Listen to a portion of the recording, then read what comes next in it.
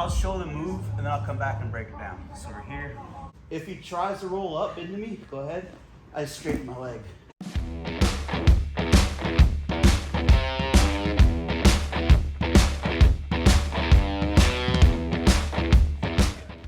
So a lot of people lose this move is when they pull their opponent up and this is kind of loose. They're just kind of pulling it. And then he windshield wipers his hand down through here, or he sucks his elbow down through the hole, okay? So I call this a swan hook. It looks like a swan, right, body.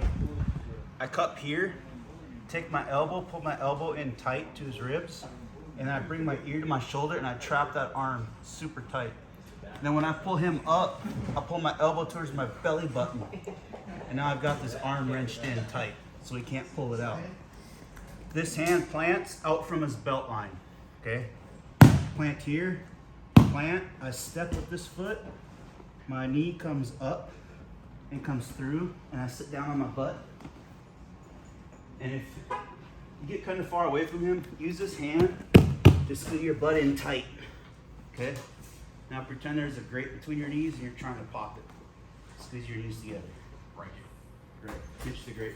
If I don't pinch the grate, and if I'm not close to him, his defense is to turn into me and to pull his elbow to the mat.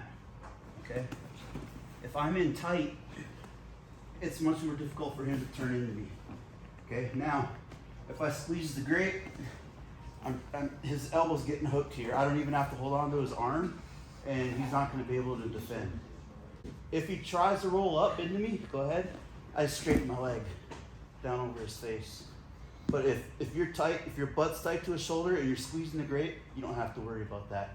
This is just if this is a little sloppy, turns up into you, you kick your leg down, shove his face back down to the ground.